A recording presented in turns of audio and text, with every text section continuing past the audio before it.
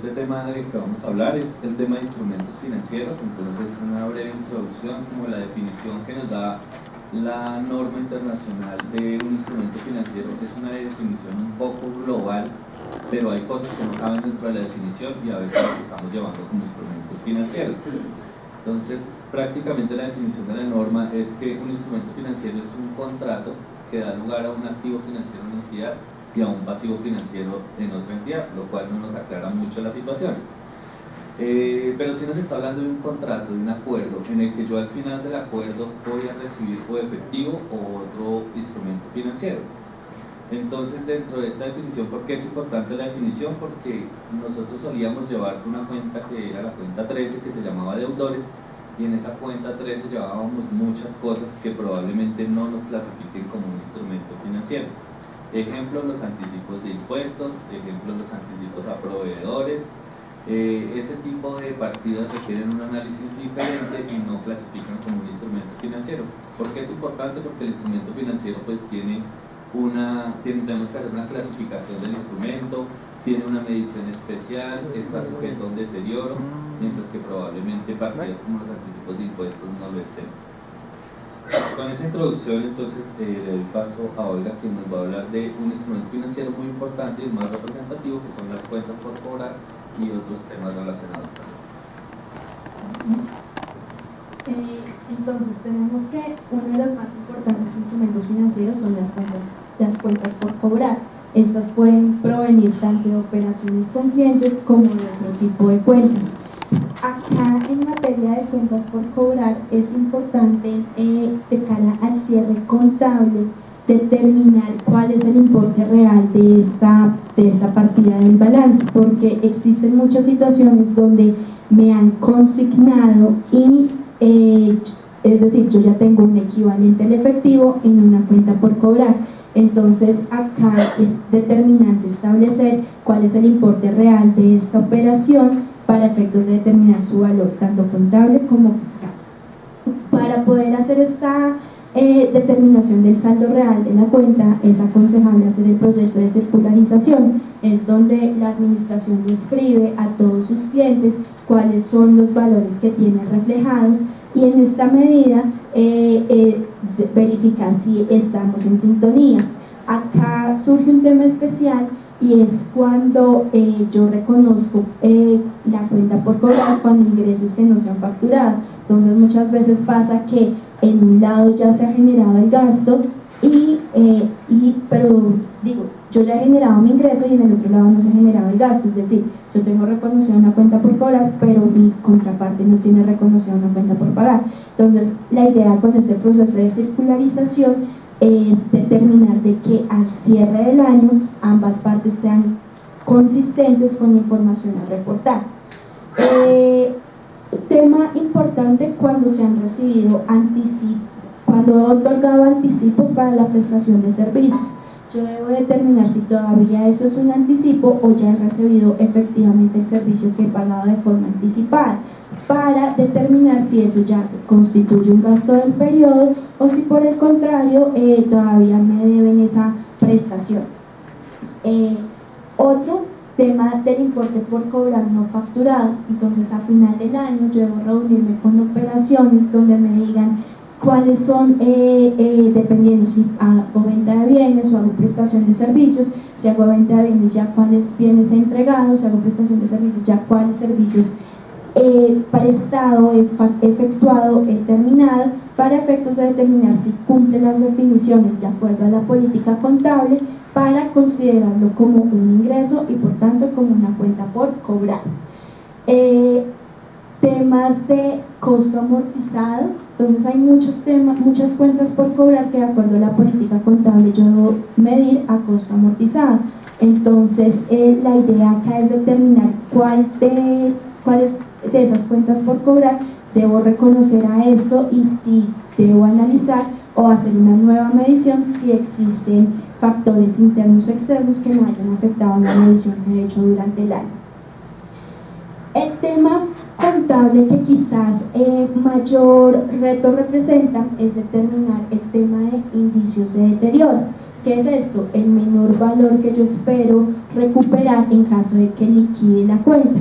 Y en este evento, la sección 11.22 de la NIF para pymes me trae ciertos eventos que se pueden considerar como indicios de deterioro. Entonces me dice, por ejemplo, cuando la compañía se ha liquidado, puede que ya usted pierda la expectativa de que eso se lo pague, entonces eso será un indicio. También me pide, dependiendo de las condiciones, ¿qué pasa si yo le había otorgado un plazo de pago a 30 días, pero ya vamos en 60 días?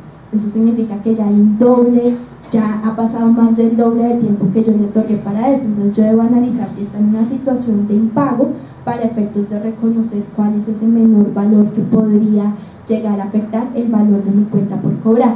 Y recordemos que estos indicios, la idea es evaluarlos y dejar documentado cómo estoy haciendo esa evaluación para efectos de determinar cuál es el valor. El monto del deterioro que tenga reconocido debe ser consistente con lo que yo tengo reconocido en mis políticas contables.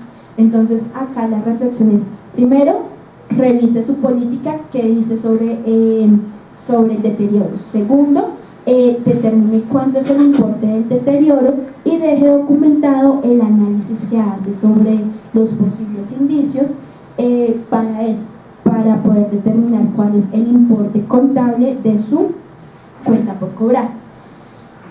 En materia fiscal, sí, el tema es muchísimo más sencillo, porque acá no me exige que yo deje documentado cuáles son esas evidencias objetivas de deterioro, sino simplemente me dice el artículo 145, lo que antes conocíamos como provisión de cartera es: coja su cartera, determine desde cuándo fue exigible y a partir de la antigüedad de la cartera aplique unos porcentajes de provisión que van a ser lo que se va a reconocer como gasto.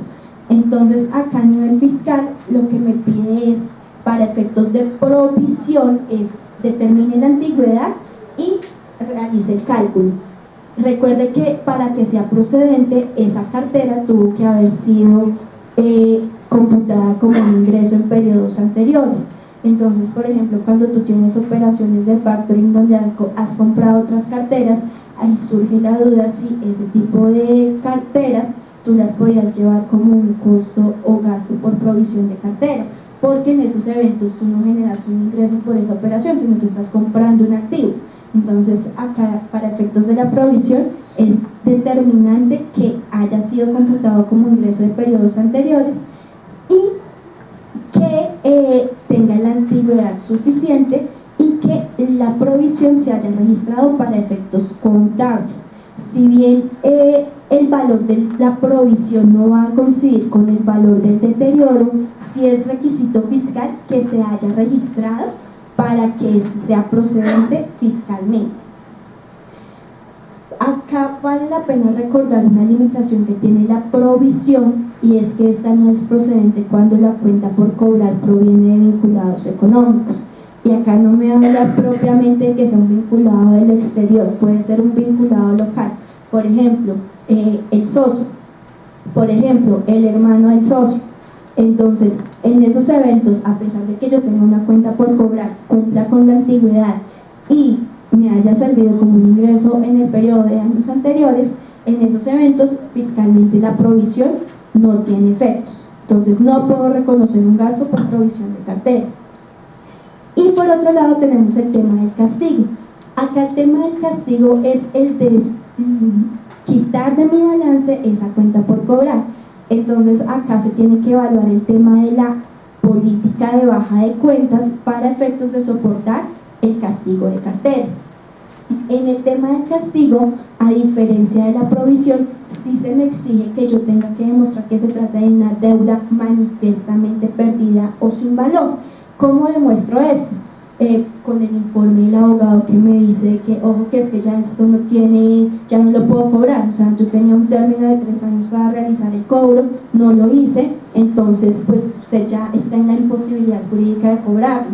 O no, yo tengo todavía la posibilidad jurídica de cobrarlo, pero me he dado cuenta que el deudor quién me debe, no tiene nada para pagarme. Entonces ya le hice un rastreo de bienes, ya le hice un rastreo de cuentas y no tiene un peso para pagarme. Entonces usted le otorgó crédito sin que tuviera la solvencia suficiente, ya no le pagó, pues ya está en una situación donde perdió esa cuenta por cobrar. Entonces, para efectos fiscales se debe soportar cuál fue la gestión de cobro que se realizó y el por qué es improbable que le pague. Y tema importante, el valor patrimonial, que el valor por el cual se debe reflejar es el valor nominal. Entonces acá puede surgir una diferencia con lo contable, porque recordemos que acá yo puedo estar reconociendo a costo amortizado mis cuentas por cobrar. Entonces, para efectos fiscales, ese valor, el valor de la cuenta por cobrar, esa medición a costo amortizado, no tendrá efectos para efectos patrimoniales. Entonces acá simplemente recordar que continuamos con el método individual y general, donde me trae unas tasas previamente establecidas, que es lo que siempre hemos hecho. En este tema no hay novedad. Acá traíamos un ejercicio para evidenciar un poquito cómo sería la diferencia entre lo que tenemos entre lo contable y lo fiscal. Entonces, teníamos una cuenta por cobrar de 300.000, donde la liquidación obligatoria por fraude no se espera recuperar. Entonces, acá ¿qué tenemos? Una evidencia de deterioro. Entonces, liquidación, pues ya no lo voy a poder recuperar. Acá en este otro evento tenemos una liquidación voluntaria donde existe un compromiso de pago del 50%. Entonces, ¿cuál va a ser mi evidencia de deterioro? Este 50%. Tenemos otro que está en una reestructuración empresarial y de acuerdo a los acreedores se pactó un pago vencido de 8 años. ¿Tenemos una evidencia de deterioro? Sí. Entonces, en este ejemplo vamos a tener 3 cuentas por cobrar que tienen deterioro y 2 que no. Sin embargo, fiscalmente yo simplemente agrupé mi cartera por edades, determiné cuál era el valor de mi cartera total, hice la provisión general, hice la provisión individual. ¿Y cuál voy a tomar? La que más me convenga. Entonces yo miro si tengo, en este caso tengo una provisión general de 85.000 y una individual de 33.000. Entonces yo puedo tomar la general, que pareciera que es la que más me conviene. Sin embargo, acá quisiéramos como darles este tip que puede llegar a ayudar a mejorar, a mostrar un mejor resultado a nivel fiscal. Y es que mediante el concepto 35555 de 1998, la DIAN ha reconocido de que yo por unas cuentas por cobrar puedo reconocer el método general y por otras la provisión individual. Entonces, lo que nosotros llamamos método mixto. Entonces, si ustedes se dan cuenta, acá tengo 85.000, pero si yo por las primeras aplico el método general y por la última aplico el individual, pues voy a estar en un gasto de 103.000. Entonces, si yo puedo demostrar de que esa cuenta por cobrar siempre, cada año la estoy evaluando y que no estoy provisionando más allá del 100%, yo puedo combinar los métodos y eso puede llegar a mostrar un mejor resultado. Otro tema importante a la hora de revisar la provisión de cartera es qué pasa con el año anterior. ¿Qué pasa si el año anterior hubiese tenido una provisión de 10.000? Y este año estoy teniendo una de 103.000. ¿Qué va a pasar? Simplemente tengo un mayor gasto. Pero si nos vamos al caso contrario, donde el gasto por provisión fue 150.000 el año pasado y este año mi provisión me da 103.000, ¿qué me está pasando este año? En 2018 estoy teniendo una recuperación. ¿Cómo debo reconocer esto? Como un ingreso por recuperación de deducciones, porque recordemos esta provisión es deducible. Entonces esta recuperación va a ser gravada. Sin embargo, yo tengo la potestad de mirar cómo lo reflejo, porque acá tenemos un gasto de 103. Yo podría reconocer como un menor gasto del periodo esa recuperación para efectos de presentación. Entonces, esas son como las decisiones a la hora de mirar el tema de provisión de cartera que les invitamos a realizar, porque se puede generar un mejor valor. Otro tema importante acá es la conciliación de las retenciones en la fuente. Acá este tema es de los más complejos porque usualmente cuando se está haciendo la declaración de renta lo que se hace es mirar el valor certificado y este es el valor que se lleva a la declaración como crédito tributario. Sin embargo, acá es determinante establecer que los ingresos que estoy asociando a esas retenciones en la fuente hayan sido ingresos del periodo.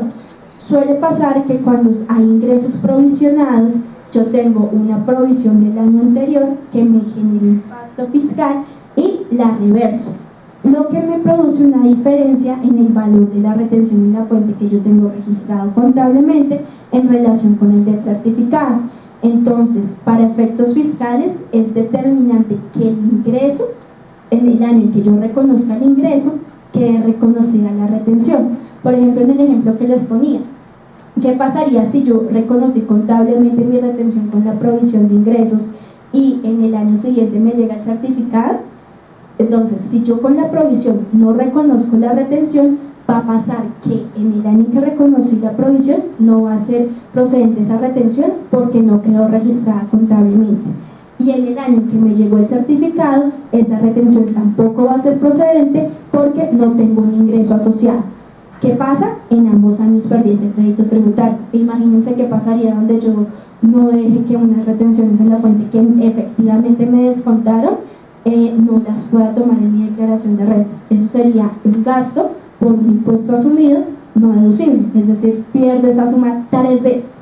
Entonces el tema de la conciliación de las retenciones en la fuente es muy importante y de cara al cierre lo que debo hacer es que todos los ingresos contables que van a producir efectos fiscales haya reconocido la retención en la fuente asociada. Así el certificado me llegue en un periodo posterior. Y el otro tema es de las carteras del exterior. Yo tengo que hacer un análisis muy juicioso para determinar si en el exterior me practicaron retenciones y en esas medidas determinar si tengo derecho a descuentos tributarios o si tengo rentas exentas, las cuales las rentas exentas se dan cuando yo tengo operaciones con Perú, Ecuador o Bolivia. Entonces, en esos eventos, ese es un tema bastante complejo, no es el escenario para hacer un análisis de eso, pero acá lo que queremos llamar la atención es que en el caso que tenga operaciones con el exterior, tiene que analizar si le practicaron retenciones y si esas retenciones le dan lugar a descuentos tributarios o a rentas exentas. Y a partir de eso determinar cuál va a ser su tratamiento. Otro tema que quisimos meter con las cuentas por cobrar es la diferencia en cambio. Este sí es uno de los temas que mayor complejidad representa y que tuvo cambios profundos con la ley 1819, porque inicialmente prácticamente existía una coincidencia entre lo contable y lo fiscal a la hora de representar esta partida. Sin embargo, con la ley 1819 se me dijo, todas las operaciones en moneda extranjera usted las va a tener que reconocer a la tasa representativa del mercado. ¿Qué es la tasa representativa del mercado? Aquella que me certifica la Superintendencia Financiera, la cual puede ser distinta a la tasa devengada o a la tasa pactada, que es la que usted utiliza para efectos contables. Entonces, ¿en qué momento va a tener efectos esa diferencia en cambio? Solo en la liquidación. Acá un comentario rápido, y es que mediante este decreto, el 1553 de 2018, cuando yo tengo una operación diferente a dólares, primero tengo que hacer una conversión de dólares de la moneda diferente, por ejemplo euros, de euros a dólares y de dólares a pesos. Usualmente esto se hacía, pero más por regulación del Banco de la República. Ahora fiscalmente ya tengo una norma que me está obligando. Acá traíamos un ejemplo donde lo que veíamos era una tasa contable de 1000, donde la tasa inicial fue de 2.980. ¿Qué significa esto? Que en mi reconocimiento inicial esta partida me costaba 2.980 millones y tuve una tasa de realización contable de 3.200. ¿Qué significa eso? Que mi diferencia en cambio fue de 220 millones. pero fiscalmente me va por otro camino muy distinto, donde me dice váyase a la TRM. Entonces en esa fecha la TRM fue de 3.010 y la tasa de realización fue de 3.250. En este caso tuve una diferencia en cambio de 240. Entonces noten que 220 y 240 me generan una diferencia de 20 millones. Acá este mayor valor de diferencia en cambio se va a constituir en un ingreso fiscal. Ah, no, es que eso yo nunca me lo gané, eso nunca me entró en mi plata, no importa. Para efectos fiscales, esa diferencia por TRM me va a generar impacto fiscal. Entonces, ese es un tema difícil de controlar y que a medida que yo tenga muchas operaciones en moneda extranjera, va a ser necesario realizar.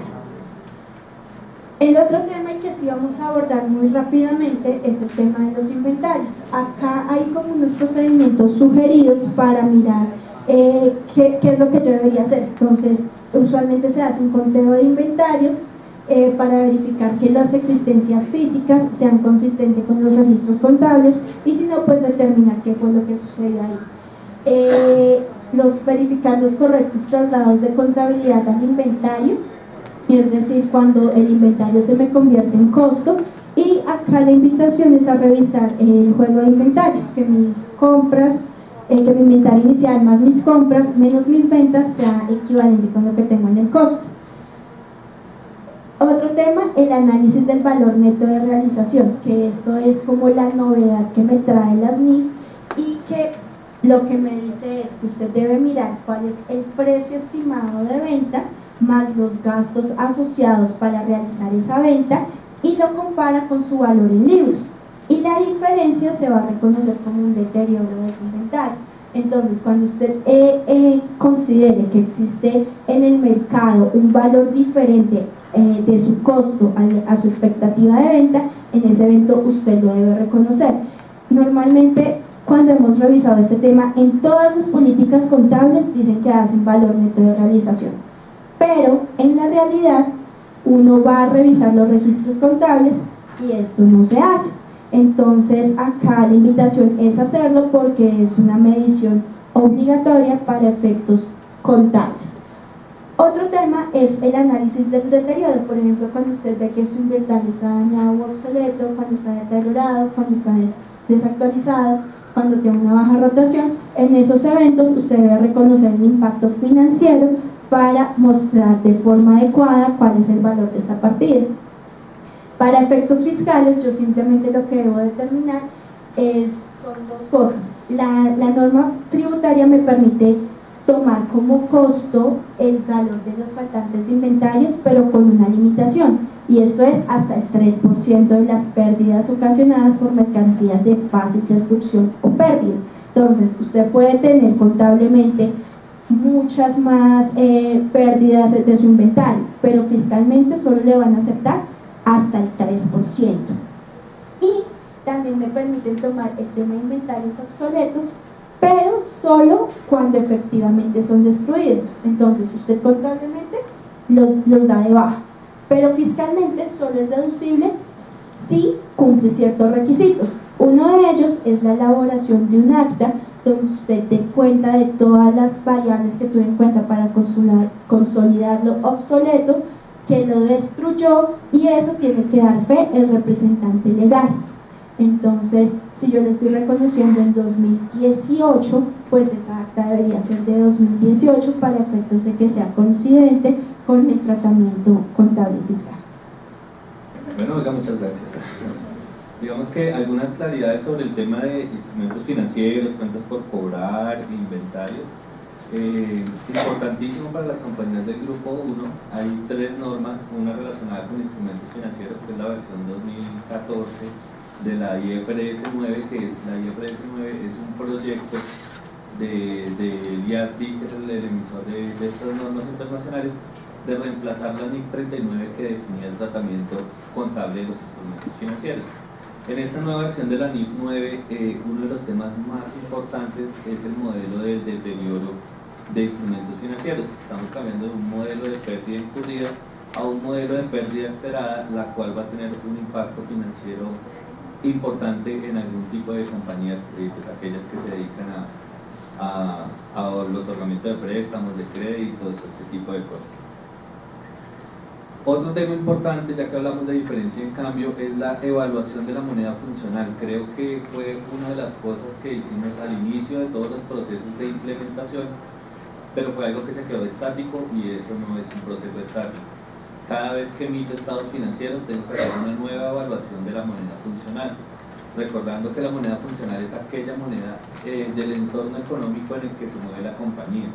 Entonces, para este análisis miramos temas como los ingresos, miramos temas como los gastos.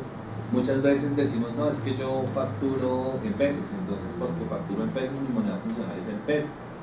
Pero resulta que mi facturación, así esté denominada en pesos, pero la moneda que está influyendo en este valor es el dólar. Entonces ahí nos dicen no la moneda en la que están denominados los ingresos, sino aquella moneda que yo tomo como base para determinar el precio de mis mercancías. Entonces es algo importante que tenemos que tener en cuenta en este análisis de la moneda funcional. En cuanto a los inventarios, pues recalcar el tema del conteo físico de inventarios de cierre de año es algo muy importante, tanto para las compañías como para nosotros los auditores.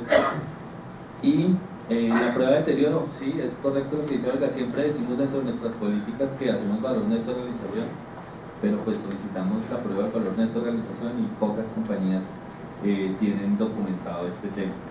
Importante especialmente para aquellas compañías que tienen una alta rotación de los inventarios, donde los márgenes son bajos y son productos que están sujetos a una obsolescencia, como por ejemplo los productos tecnológicos. Ese tipo de productos pierde valor en el mercado rápidamente y puede estar sujeto a deterioro.